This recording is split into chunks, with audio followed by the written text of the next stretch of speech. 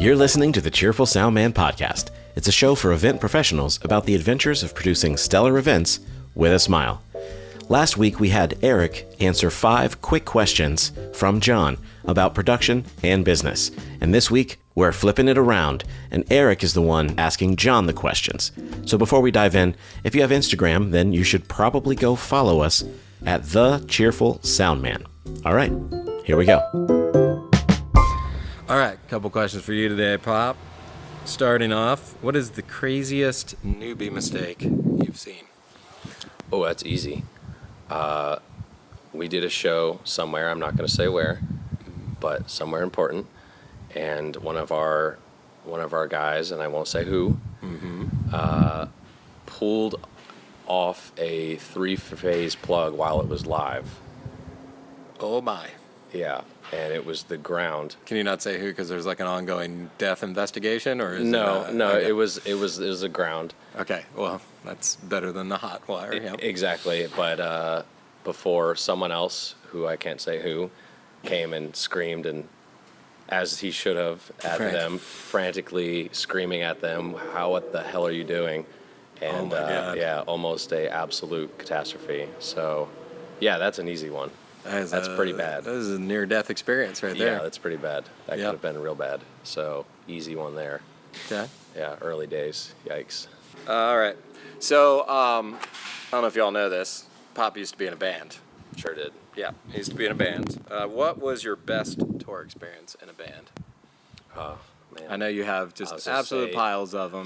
Piles are on the other end of the absolute worst tour experiences. That list is way longer than absolute. So, like, best. what's the maybe first or most memorable thing that comes to mind of like, oh, that was really awesome? Okay, so when we were on tour, we would always go to national parks all over the country. Nice. I mean, we've done 42 states. We did 2 Virgin Island tours, and every time we were out, we would do state parks. Like we did White Sands in Mexico, and the Carlsbad Caverns, at Punch Bowl Falls in Seattle, or somewhere in Oregon, I think. So yeah, one of the most memorable things, we would take our RV and camp, and we had off days and just go see all these national parks. That was definitely something that stuck with me. I got a lot of cool pictures out of it. Nice. Very nice. What about the time 311 ripped you off? No. Oh yeah, that's a good one. Yeah. You want me to tell you? Yeah, about give it? me that one. Okay. Give me that one. So we played at Sunfest. We opened up for 311, and we concluded our set with a cover of Hey Jude, and it was kind of a reggae rendition of it, and it was pretty good.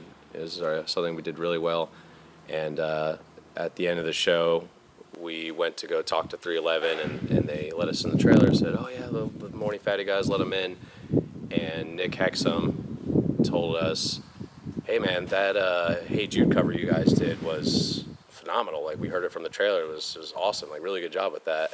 And, Nick Hexum being one of my childhood heroes, I was just beside myself. And then 3 months later, at the 311 Day in New Orleans, they closed their set down with a reggae rendition of Hey Jude. And Coincidence? Mm-hmm. How dare you do a cover of a cover that we were doing? A cover of a cover. It's a dream within a dream. All right, so All right. there's that. You did some Inception. Did some Inception there. I like it.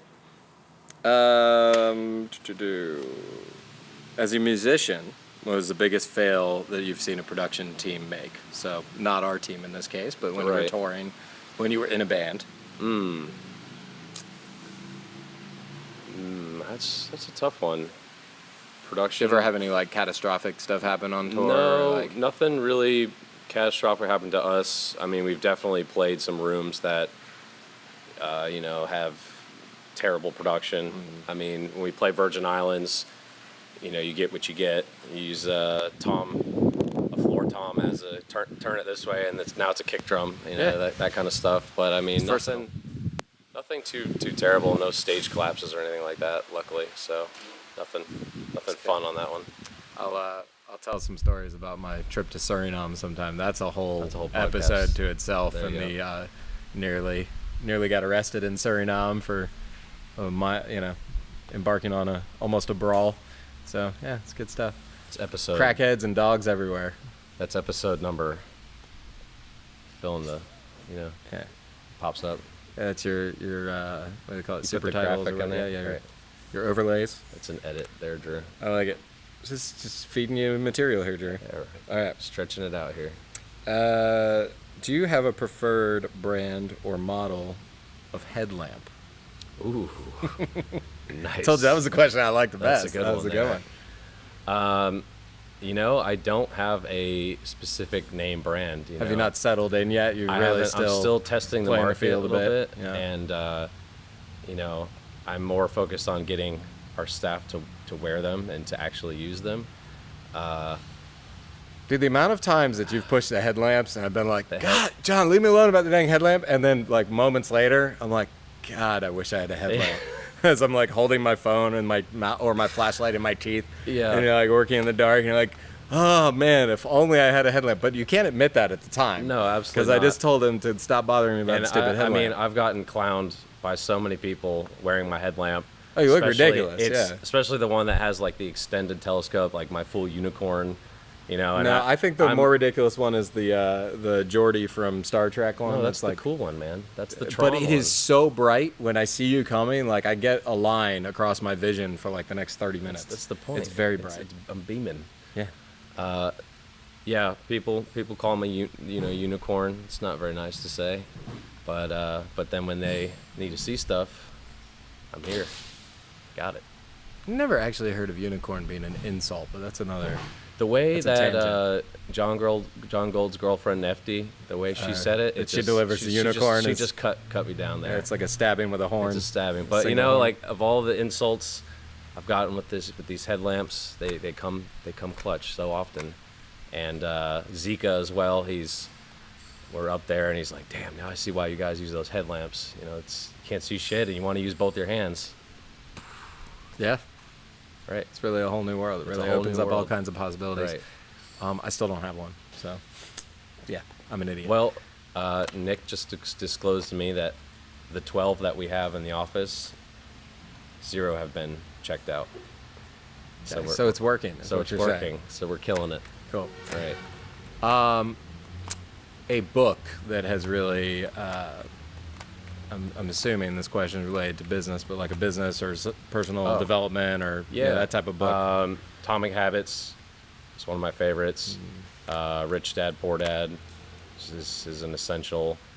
The Subtle Art of Not Giving a Fuck, Mark Manson, one of my favorites. I'd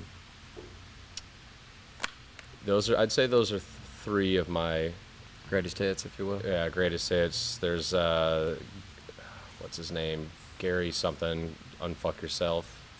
I just like books with the title Fuck fucking yourself. in it. Oh wait, Right. sorry. Yeah. Atomic Habits is probably one of the most beneficial. I think everybody should read that book. I've listened to about the first half recently on your suggestion, and it's really good. And I like how it gets into like, you don't realize how you really do develop like literally everything's a habit. Yeah. And even just the way you like do things within your house or and just kind of spending time analyzing that and breaking that down and going, oh, what are my good habits and what are my bad habits and how can I break those routines? Rewiring your brain Exactly. and kind of seeing. Yeah, I think everyone should read that. Doing one. that right now with my nightly ice cream routine I've been on lately because I was like, oh, man, I'm like, this is a nightly thing. Cut it down. It's not like a once a week type of thing. This is an everyday thing. I gotta stop that. One step at a time. Yeah, man. Little micro changes. Exactly. And then business-wise, Rich Dad, Poor Dad is a good one. I definitely don't agree with everything in the book, but I mean a lot of the core principles and some of the fundamentals he teaches about in there are just kind of, I see it now and it's just like, damn, why didn't I do that earlier? And, I think that buying assets versus he calls liabilities it is like the big people buy takeaway. doodads instead of assets that create more revenue. So it's a big lesson in life. Yeah, agreed. That one works beyond business too. I think that one works for everybody. Agreed. Don't agree with everything he says, but I really like that concept. Mm-hmm. That is all 5 of the questions that Drew so kindly wrote for me to ask you. That's all I got then for you. Cool. Perfect. Thanks for tuning in to another episode of the Cheerful Sound Man podcast. We really hope you enjoyed it and maybe even got a little something out of it too. If you did, we'd love if you could subscribe and leave a review on Apple or Spotify podcasts. That would really make our day. Also follow us over on Instagram at The Cheerful Soundman. Stay tuned for the next episode dropping soon. And until then, don't suck and don't be a jerk.